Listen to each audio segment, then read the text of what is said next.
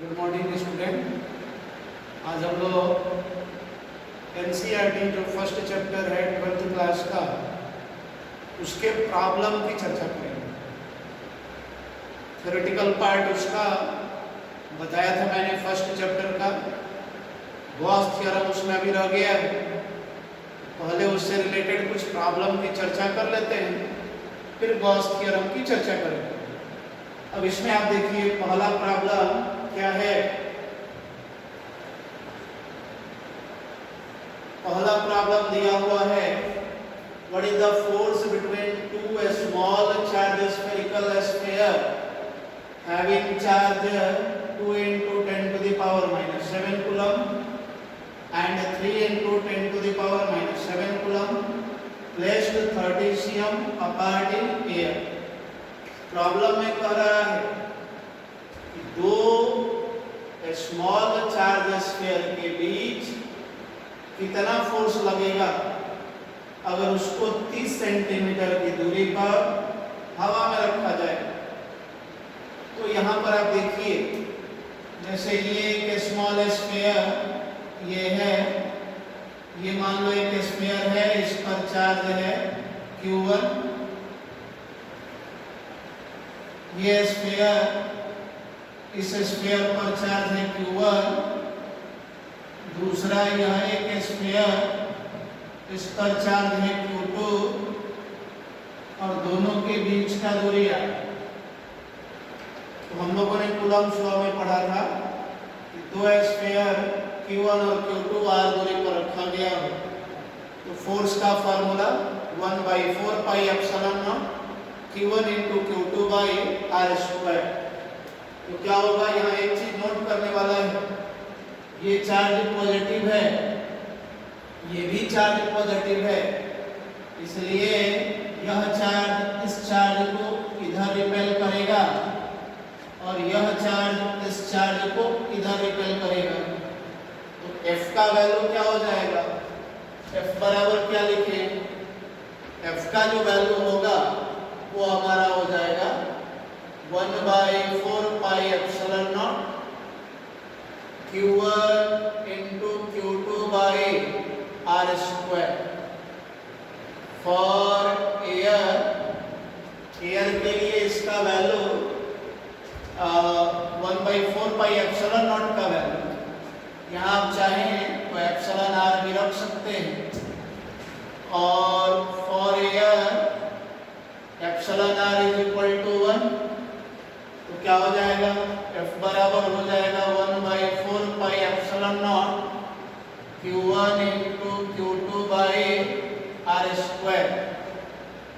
1/4 pi epsilon not का value SI system में, इसका वैल्यू SI सिस्टम में 9 into 10 to the power 9, तो 9 into 10 to the power 9, Q1 का मान 2 into 10 to the power minus 7, Q2 का मान 3 into 10 to the power minus 7 divided by r square. अब r क्या है, 30 सेंटीमीटर, तो सेंटीमीटर को मीटर में बदल दो, तो ये हो जाएगा 30 गुने 10 का पावर माइनस 2 इसका होल स्क्वायर, ऐसा आएगा। यहाँ हमने किया क्या है, r बराबर 30 cm था, 30 गुने 10 to the power minus 2, ये मीटर में आ गया। अब सारा SI यूनिट में रखें, ये भी मीटर, ये कूलम्ब, ये कूलम्ब, इसको सेंटीमीटर में नहीं रख सकते, ठीक है, सेंटीमीटर में रखने पर रॉन्ग हो। अब यहाँ से सॉल्व कर दीजिए, क्या हो जाएगा, ये हो गया 9 into 10 to the power 9, 2 into 10 to the power minus 7, 3 into 10 to the power minus 7 divided by, आप यहाँ से देखो ये कितना हो गया, एक जीरो है, 10 का पावर माइनस 2, ये 10 का पावर माइनस 1 हो गया और उसका स्क्वायर 9 गुने 10 to the power minus 2, ऐसा ये आ जाएगा। ये 9 और ये 9 कैंसिल और 3 2 जा, ये हो गया 6 और यहाँ से 10 का पावर -14 और ये 10 का पावर 9 और ये प्लस ऊपर जाएगा तो 11, तो -14 और 11 ये हमारा कितना हो जाएगा 10 टू द पावर -3। ऐसा इतना न्यूटन आप लिख सकते हैं। This is our answer. तो ये एनसीईआरटी का पहला क्वेश्चन कूलम्ब के लॉ पर आधारित, इसका आंसर ये है। दूसरा problem question number 2। Question number 2 में देखिए क्या दिया हुआ है। होता है कि the electrostatics force on a small sphere of charge 0.4 microcoulomb due to another small sphere of charge -0.8 microcoulomb in air is 0.2। बच्चों यहाँ क्या दिया हुआ है, एक स्फीयर के ऊपर चार्ज इतना है, दूसरे स्फीयर के ऊपर चार्ज इतना है और उसके बीच फोर्स इतना है। फोर्स दिया है, चार्ज दिया है, तो क्या निकल सकता है, डिस्टेंस निकल सकता है। क्वेश्चन में वही पूछा भी, what is the distance between two sphere, दो स्फीयर के बीच का दूरी पूछा है क्या होगा। तो कूलम्ब का फार्मूला यहाँ तो हम अप्लाई कर ही सकते हैं।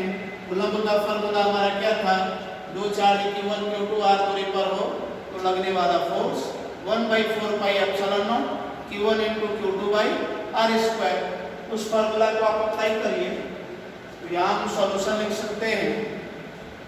F बराबर, ये मान लो एक स्फीयर है, इसके ऊपर चार्ज प्लस Q1, दूसरा यहाँ एक स्फीयर है, इसके ऊपर चार्ज -Q2 और बीच का दूरी यार Q1 बराबर, Q1 दिया है कितना 0.4 microcoulomb.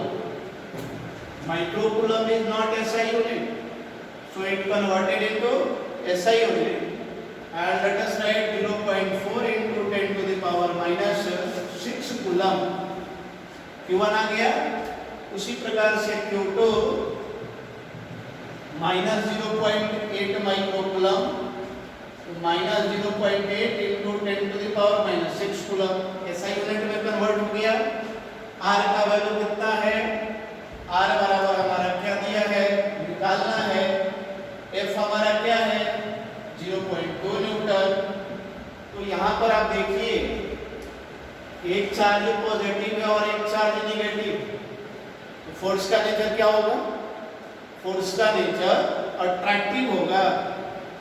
Positive charge negative charge को अपनी तरफ खींचेगा और निगेटिव चार्ज पॉजिटिव चार्ज को अपनी तरफ खींचेगा। तो ये चार्ज इसके ऊपर फोर्स लगाएगा F, ये चार्ज भी इसके ऊपर फोर्स लगाएगा F। एक चार्ज दूसरे चार्ज के ऊपर जितना फोर्स लगाता है, दूसरा चार्ज भी पहले वाले चार्ज के ऊपर क्या करता है, उतना ही फोर्स लगाता है।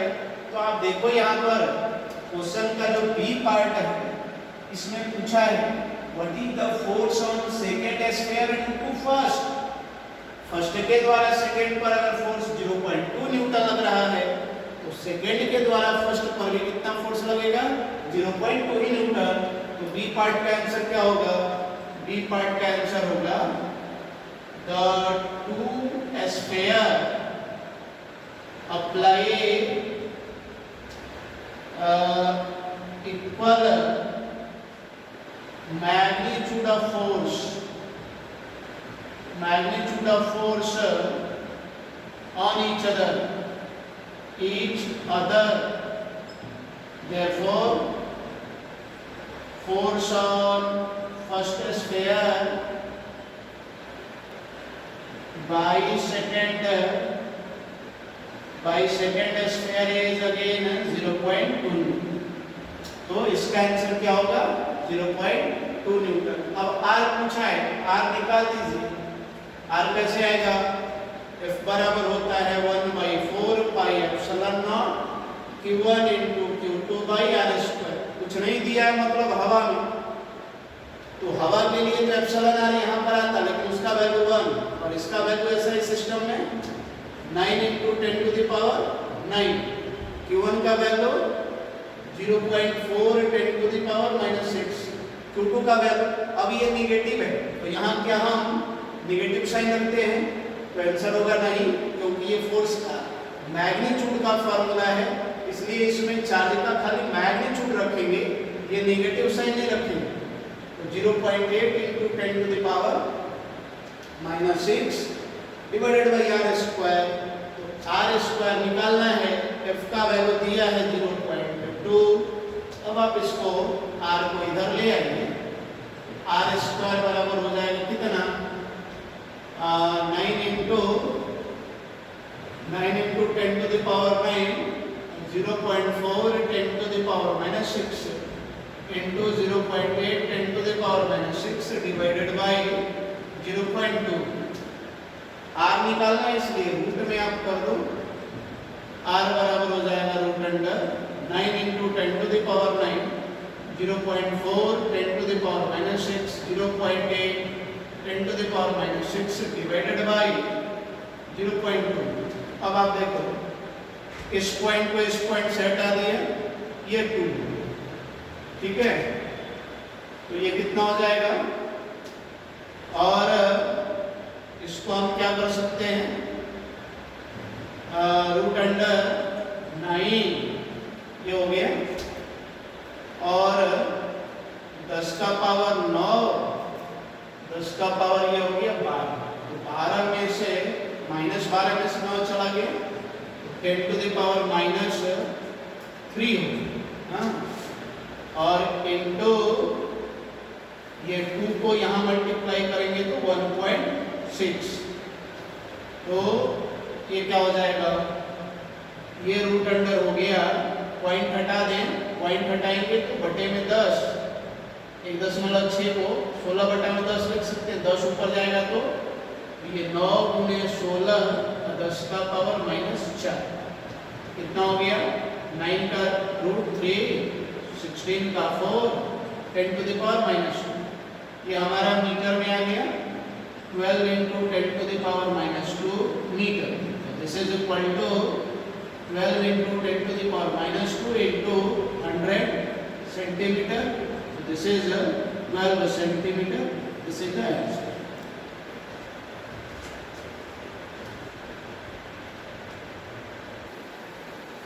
तीसरा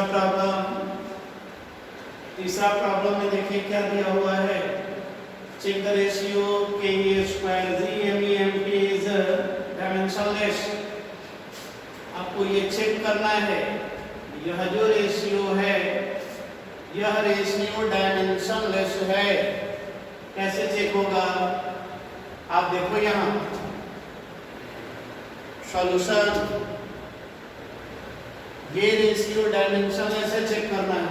तो सबसे पहले सोचो ये है क्या, के तो कूलम्ब कांस्टेंट, ई हमारा चार्ज है या तो इलेक्ट्रॉन का या प्रोटॉन का, साइन अलग होगा लेकिन magnitude same. G gravitational constant, mass of electron, mass of proton. तो एक इलेक्ट्रॉन और एक प्रोटॉन के बीच आप देखो, ये मान लो इलेक्ट्रॉन -e, ये proton plus, this is electron and this is proton. तो इसके बीच फोर्स कैसा लगेगा, r दूरी पर अगर रखा गया हो तो F बराबर हो जाएगा K Q1 × Q2/r², तो K × E/r²। This is Ke²/r²। This is electric force। Charge और चार्ज के बीच लगने वाला फोर्स क्या कहलाएगा, इलेक्ट्रिक फोर्स। तो एक इलेक्ट्रॉन और एक प्रोटॉन के बीच लगने वाला इलेक्ट्रिक फोर्स इतना है, इसको आप Fe लिख दो।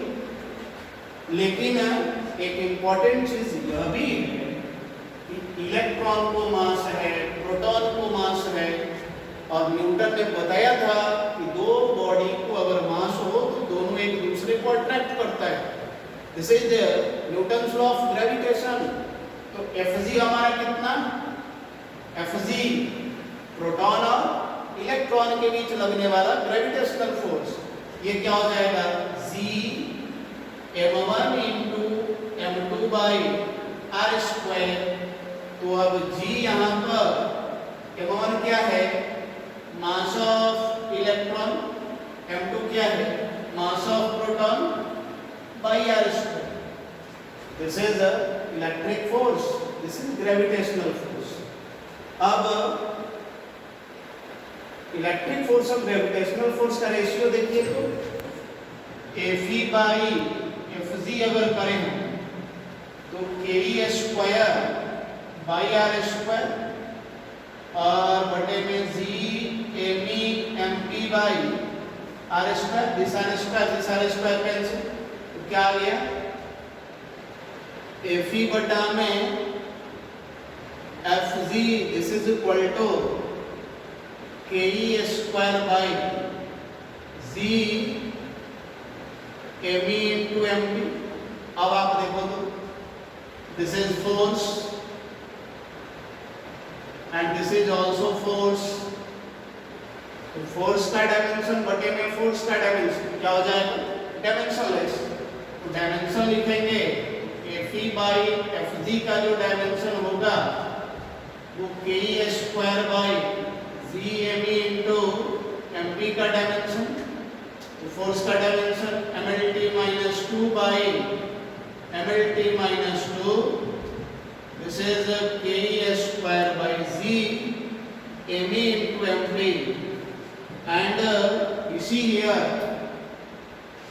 this term and this term we can write m0 l0 t0 ke square by G me into mp and this is dimensionless। तो क्या प्रूफ करना था हम लोगों को, हम लोगों को कहना था कि इसमें कह रहा था क्वेश्चन में कि ये रेशियो डायमेंशनलेस है, इसको चेक करिए। हमने चेक कर दिया कि ये रेशियो क्या है, डायमेंशनलेस है।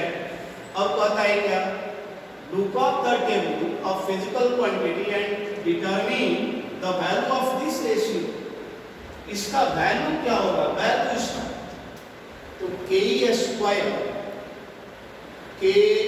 Square by G me mp का वैल्यू लिखना है। k का वैल्यू मालूम है 9 into 10 to the power 9, e का वैल्यू मालूम है 1.6 10 to the power minus 19 का whole square divided by G 6.67 10 to the power minus 11, mass of electron 9.11 10 to the power minus 31, mass of proton 1.67 10 to the power minus 27। आप इसको solve कर लीजिए तो जो आएगा वही आपका आंसर कह रहा था। And determine the value of this ratio, value आ गया और इसमें आप देखिएगा ये जो वैल्यू आएगा, ये वैल्यू, यह जो वैल्यू होगा ये नीचे वाले के कंपैरिजन में ऊपर वाला ये जो पूरा टर्म है ये काफी बड़ा है। रेशियो जो है 10 का पावर 31 34 इसके ऑर्डर में आएगा। इसका मतलब क्या है कि इलेक्ट्रिक फोर्स का जो वैल्यू है वो ग्रेविटेशनल फोर्स के मुकाबले काफी ज्यादा होता है। यानी इलेक्ट्रॉन और प्रोटॉन के बीच ग्रेविटेशनल फोर्स भी लग रहा है, इलेक्ट्रॉन और प्रोटॉन एक दूसरे को अट्रैक्ट कर रहा है, दूसरा चार्ज होने की वजह से इलेक्ट्रिक फोर्स भी लग रहा है। लेकिन इलेक्ट्रिक फोर्स और ग्रेविटेशनल फोर्स में पावरफुल फोर्स कौन सा होगा, तो पावरफुल फोर्स हमारा आपका इलेक्ट्रिक फोर्स ही होगा।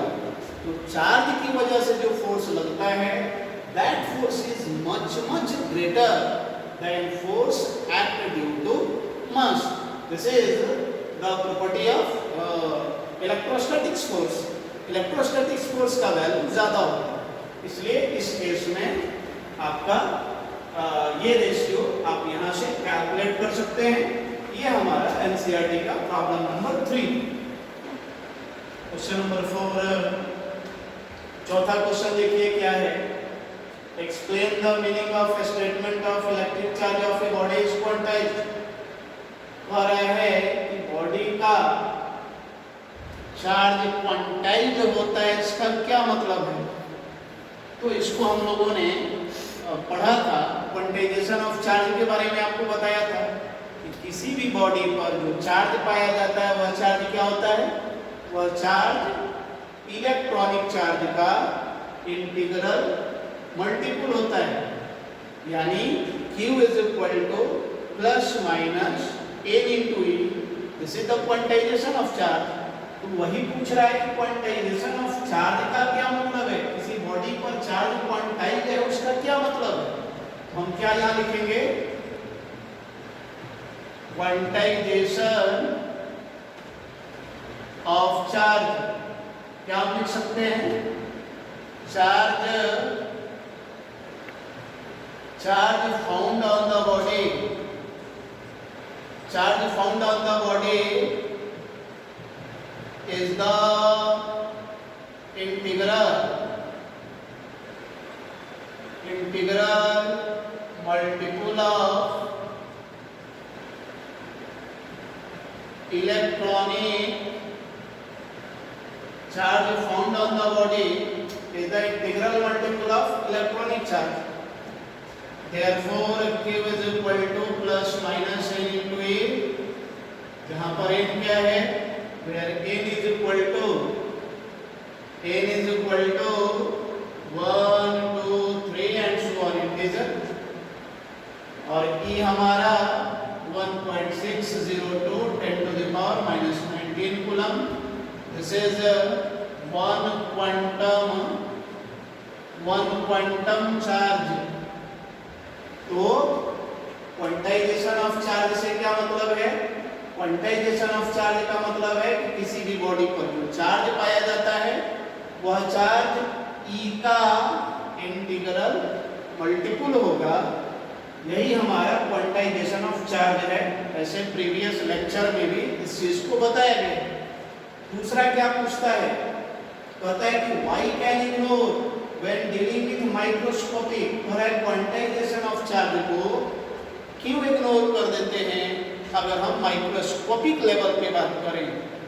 माइक्रोस्कोपिक लेवल का मतलब है लार्ज स्केल की जब बात हो, चार्ज अगर किसी बड़े सरफेस पे मौजूद हो, चार्ज का अमाउंट ज्यादा हो, तो फिर क्वांटाइजेशन ऑफ चार्ज को हम इग्नोर क्यों करते हैं? वहाँ इसलिए इग्नोर करते हैं क्योंकि सरफेस अगर बड़ा है और चार्ज बहुत ज़्यादा है तो उस सरफेस से चार्ज का लीकेज शुरू हो जाता है, चार्ज एयर में लीक कर सकता है, हाई इलेक्ट्रिक फील्ड क्रिएट हो सकता है, उसके कारण भी चार्ज का फ्लो हो सकता है। इसलिए हम कह सकते हैं कि माइक्रोस्कोपिक लेवल पे, लार्ज स्केल लेवल पर अगर हम क्वांटाइजेशन ऑफ चार्ज को देखें तो ये संभव नहीं है, उसको आप इग्नोर कर सकते। पांचवा प्रॉब्लम, इस प्रॉब्लम में देखिए क्या दिया हुआ है। when glass rod rubbed with silk cloth, charge appear on both. A similar phenomena is observed with many other pair of body. Explain how the observation is consistent with the law of conservation of charge.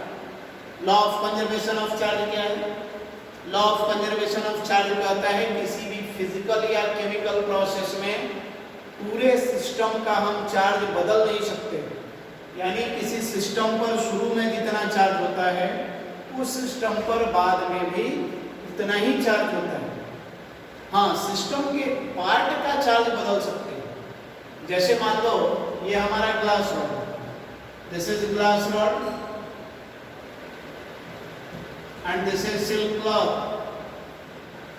ये silk cloth, अभी दोनों में कोई touching नहीं है, तो इस system पर टोटल चार्ज कितना है?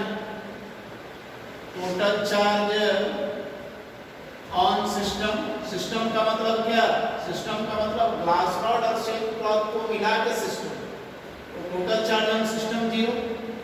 अब रबिंग कर दें, ग्लास रॉड को सिल्क क्लॉथ के साथ रब्ड कर दें, आपस में इसको रबिंग कर दें, तो रबिंग करेंगे तो क्या होगा? रबिंग करने पर ग्लास रॉड पर पॉजिटिव चार्ज आ जाएगा। ग्लास रॉड पर पॉजिटिव चार्ज मान लो आ गया +2, तो सिल्क क्लॉथ पर क्या होगा? सिल्क क्लॉथ पर नेगेटिव चार्ज आएगा। This charge is -2। Glass rod पे +2 चार्ज, सिल्क क्लॉथ पर -2 चार्ज, तो टोटल चार्ज आफ्टर रबिंग ये हो गया बिफोर रबिंग। बिफोर रबिंग और after rubbing. After rubbing total charge is equal to +q - q बराबर 0। तो रबिंग के पहले सिस्टम पर जितना चार्ज है, रबिंग के बाद भी सिस्टम पर उतना ही चार्ज है। रबिंग के पहले टोटल चार्ज 0 था, रबिंग के बाद भी टोटल चार्ज 0 है। आप ध्यान से देखिए, सिस्टम का चार्ज नहीं बदला, हाँ, लेकिन सिस्टम के पार्ट का चार्ज जरूर बदल गया। कैसे? पहले ग्लास रॉड पर कोई चार्ज नहीं, लेकिन अब ग्लास रॉड पर चार्ज है, तो सिस्टम का ये और ये मिलके सिस्टम, तो सिस्टम का एक पार्ट इसका चार्ज आप चेंज कर सकते हैं, लेकिन पूरे सिस्टम का आप चार्ज कभी भी चेंज नहीं कर सकते हैं। तो यहाँ से हम कह सकते हैं कि this is the conservation of follows the conservation of charge, यानी ग्लास रॉड को सिल्क क्लॉथ के साथ रब्ड किए तो सिस्टम का चार्ज जो है नहीं बदला। तो इसी को हम लिख सकते हैं therefore total charge of system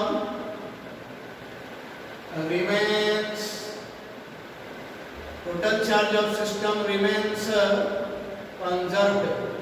system का जो टोटल चार्ज है वो क्या हो गया? कंजर्व हो गया।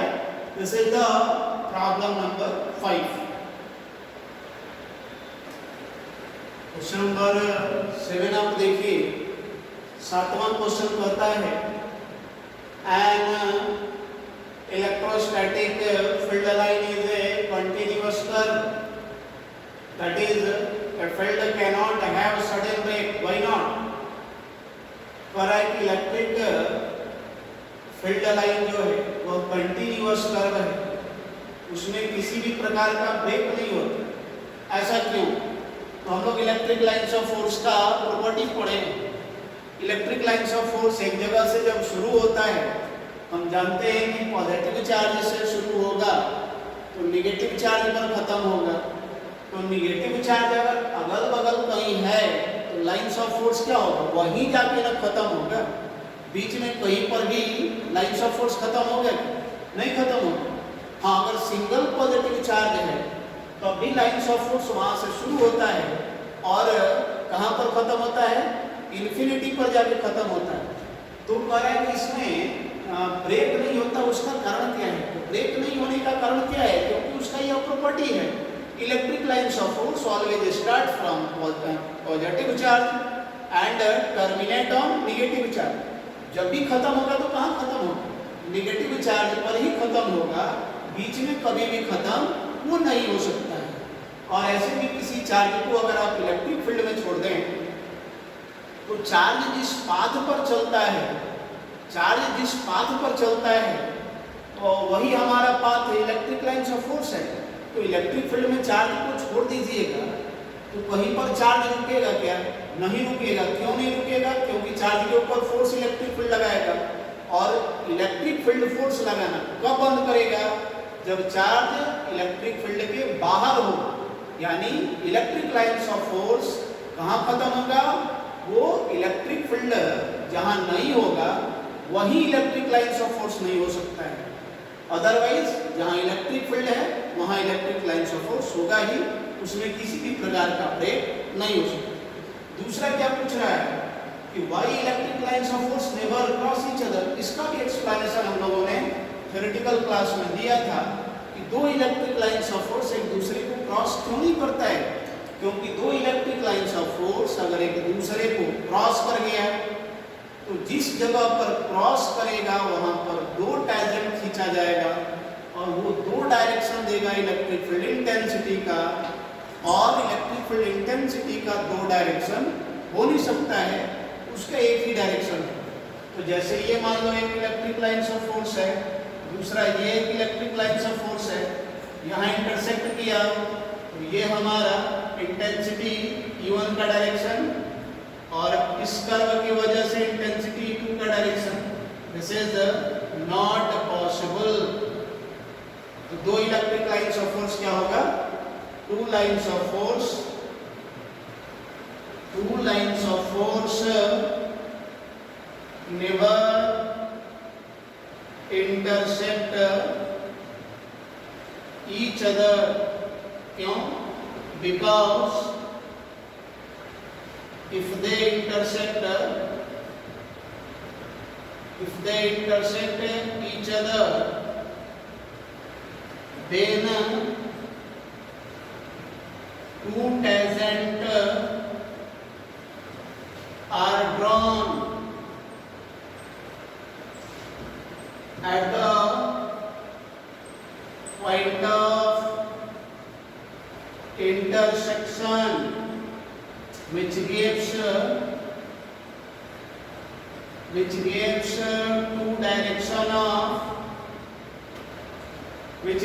two direction of electric field intensity, which is not possible. इसलिए क्या कह सकते हैं? दो इलेक्ट्रिक लाइन्स ऑफ फोर्स कभी भी एक दूसरे को काट नहीं सकता है। यह भी इलेक्ट्रिक लाइन्स ऑफ फोर्स का प्रॉपर्टी। क्यों नहीं काट सकता है? क्योंकि अगर दो इलेक्ट्रिक लाइन्स ऑफ फोर्स काट दिया तो जहां पर काटेगा वहां पर दो टैंजेंट खींचा जाएगा और दो टैंजेंट दो डायरेक्शन देने लगेगा एक ही जगह पर इलेक्ट्रिक फील्ड इंटेंसिटी का, और एक जगह पर दो डायरेक्शन इलेक्ट्रिक फील्ड इंटेंसिटी का नहीं हो सकता है। इसलिए दो इलेक्ट्रिक लाइन्स ऑफ फोर्स कभी भी एक दूसरे को काटता नहीं। क्लियर आपको हो गया? दो इलेक्ट्रिक लाइन्स ऑफ फोर्स क्यों नहीं काटता है? क्योंकि अगर काट दिया तो दो डायरेक्शन इलेक्ट्रिक फील्ड इंटेंसिटी का आ जाएगा और ये एक पॉइंट पर संभव नहीं है। आठवां problem, 2 point charge Q is equal to 3 microcoulomb, Q is equal to -3 microcoulomb are located 20 cm apart in vacuum। दो चार्ज 20 सेंटीमीटर की दूरी पर रखा है।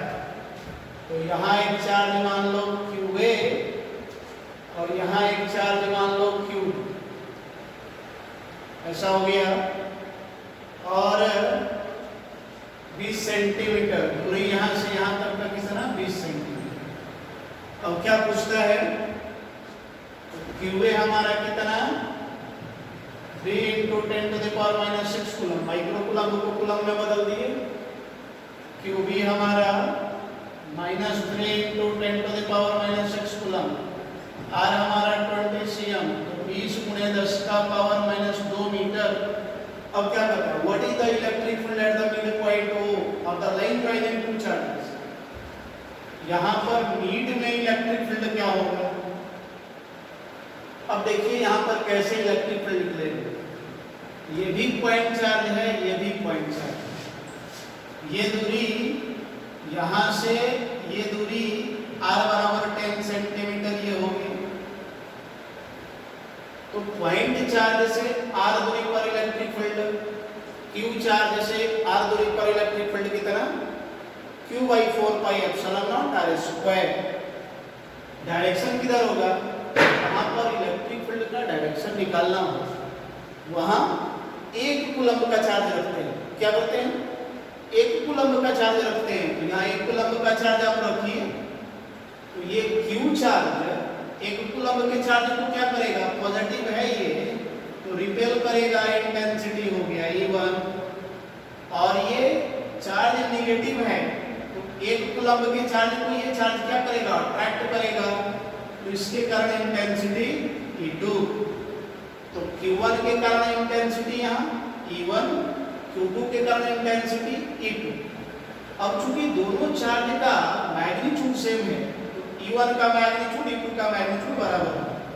तो E एट O बराबर E1 प्लस E2, दोनों सेम डायरेक्शन में, इसलिए E1 और E2 के बीच का एंगल 0 डिग्री। इसको हम लिखेंगे E का जो मैग्नीट्यूड होगा E1 प्लस E2 का मैग्नीट्यूड बराबर E1 plus E2, theta 0 degree है इसलिए cos थीटा का मान 1। अब E1 बराबर E2 है तो E का वैल्यू कितना, E बराबर हो जाएगा E1 प्लस E1 बराबर 2E1, और E1 क्या लिखेंगे, Q चार्ज से r दूरी पर intensity Q by 4 pi epsilon naught r square. तो Q हमारा कितना 3 into 10 to the power minus 6, 1 by 4 pi epsilon naught 9 into 10 to the power 9, r का वैल्यू 20, 20 गुने 10 का पावर माइनस 2 का होल स्क्वायर, ऐसा आ गया। तो कितना हो गया 9 3 जा 27 और ऊपर में 10 टू द पावर 3 बटे में 4 into 10 to the power minus 2, ऐसा है। This is equal to 27 by 4 into 10 to the power 5 newton पर कूलम। इंटेंसिटी आ गया। अब क्या पूछ रहा है, बताए कि if a negative test charge of magnitude इतना coulomb is placed at this point, what is the force experience by test charge. यहाँ अगर निगेटिव चार्ज रखेंगे, जैसे यहाँ इंटेंसिटी E आ गया, E कितना आ गया 27 बाई 5 10 टू द पावर 5, ऐसा इंटेंसिटी आ गई, और यहाँ Q चार्ज रखेंगे तो F बराबर कितना Q into E।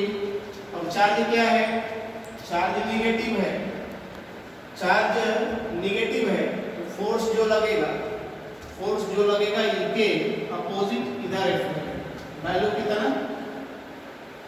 1.5 10 to the power minus 9, 7 by 5 into 10 to the power 5 newton. Solve कर लीजिए जो आएगा वो हमारा आंसर। यानी इंटेंसिटी मालूम हो तो फोर्स निकालने का क्या फॉर्मूला, इंटेंसिटी मालूम हो तो F बराबर हमारा होता है Q इंटू E। और फोर्स का डायरेक्शन किधर, चार्ज पॉजिटिव है तो फोर्स का डायरेक्शन E के डायरेक्शन में, चार्ज निगेटिव है तो फोर्स का डायरेक्शन E के अपोजिट डायरेक्शन में। तो ये हमारा क्वेश्चन नंबर 8 है। Question number 9, a system has charges QA and QB located at point 0 0 minus 15 and 0 0 plus 15। एक चार्ज ये है जो इस पॉइंट पे रखा हुआ है, दूसरा चार्ज ये है जो इस पॉइंट पे रखा हुआ है। टोटल चार्ज पूछ रहा है, तो चार्ज जहाँ रखा हुआ है उसका x coordinate 0, y coordinate 0, z coordinate, यानी चार्ज कहाँ रखा है z एक्सिस पे।